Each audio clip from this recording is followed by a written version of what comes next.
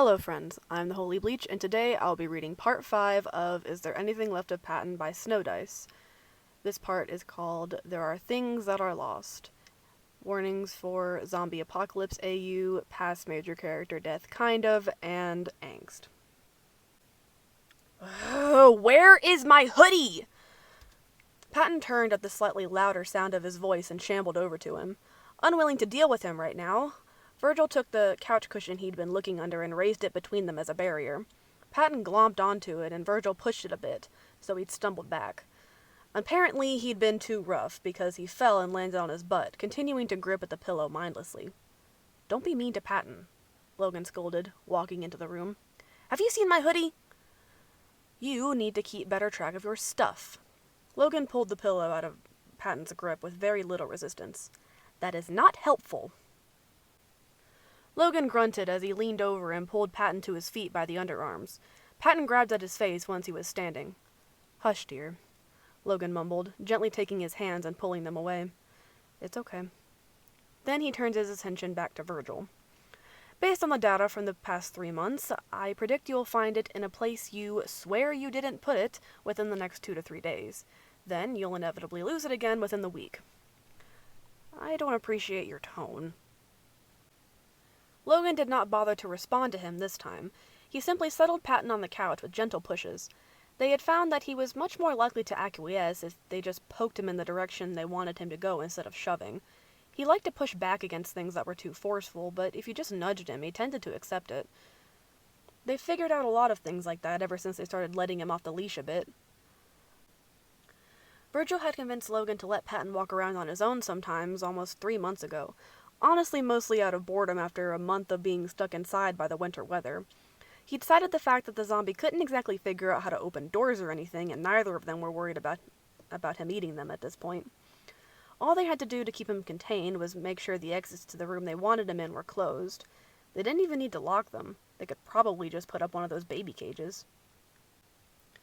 Okay, maybe not that. Sometimes when he got in attack mode, he could push really hard. Last month, Virgil had forgotten to close the door to the kitchen and had ended up being tackled for a piece of raw meat he'd been intending to cook.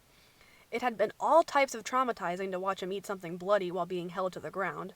Beyond just the instinctual fear, there had also been the thought that maybe being covered in blood would finally activate his eat human mode and Virgil would be dessert. Yet the most he'd done to Virgil was shove him with his creepy-ass fingers. Patton was lucky Virgil had some weird misplaced affection for him after that stunt. Logan was also lucky for the same reason, else he would have murdered the man for laughing after he realized exactly what had happened. With a dramatic sigh, Virgil flopped down onto the couch next to Patton and immediately had fingers on him. "Do you know where my hoodie is?" he asked Patton, pushing the fingers away. Patton made a puffy moaning sound, and Virgil nodded along. "I already checked there, but thanks for being more help than Logan." Logan glared at him. "It's too warm for it anyway." It was true, but that didn't soothe him. "And if a zombie comes and tries to bite me, I'd like to have more than just a hoodie for cover." "No offense, Pat." He figured since Patton didn't stop grabbing at his face that he did not take any offense. "The hoodie isn't going to give you any more cover if a zombie attacks you." "Well, it certainly helps when this zombie attacks me," Virgil said as fingers continued to touch him. He'd usually pull up his hood and pull the strings tight to prevent a slightly too cold touch from hitting his skin when Patton did this. "The loss of your hoodie is your own fault, and I have no sympathy for you. Keep better track of your things." Virgil stuck out his tongue. "Fine. You'd better hope I don't die in an accident that could have been prevented by a hoodie when we go out today, 'cause I'll haunt you. Yes, because what I need is more dead loved ones hanging around my house." "Oops. Sorry," Virgil said, properly cowed. Logan sighed and sat down in the armchair across from him. "No, I'm sorry. That reaction was needlessly provocative." He pinched the bridge of his nose, looking like he was battling a headache. They'd been at each other's throats for the past couple of months. January and February had been particularly hard with the snow and the cold. They'd been snowed in the house with only each other and a zombie whose presence could either make Logan soft or sad or irritable at the flip of a coin. Now it was nearing April, and though it had been snowing still 2 weeks ago, the weather had broken a day ago, and it was suddenly edging on hot, at least in comparison. Hopefully, with a little fresh air, they'd be able to calm down a bit around each other. Speaking of, "It's fine, Lo. I get it. We should probably get going if you're ready." At some point during the winter, they'd apparently sprung a leak at the corner of the living room by the armchair. They often woke up to the carpet damp, and Logan was worried there might be rot if they let it go much longer. So, since the weather seemed to be holding, they were going on a mission to get lumber and some other supplies to hopefully fix it. The hope was that the Home Depot wasn't too overrun and the wood there was good. Otherwise, they'd have to chop down a tree themselves, which would make a lot of noise. Not exactly a good thing when flesh-eating creatures that were drawn to loud noises were wandering around. Logan nodded at his reminder and looked over at Patton, the skin around his mouth tightening. Well, they certainly weren't going to just leave him alone upstairs to roam by himself. Yet Virgil knew putting him in the basement hurt Logan more than he let on. There wasn't anything for it. They walked together towards the basement entrance, carefully hidden behind a few bookcases in Logan's study. Virgil whistled long and low, and, as anticipated a couple moments later, Patton lumbered toward them. Virgil was glad that Patton wasn't able to make the connection between where they were drawing him and the basement below, because if Patton was capable of hating anything anymore, he hated the basement.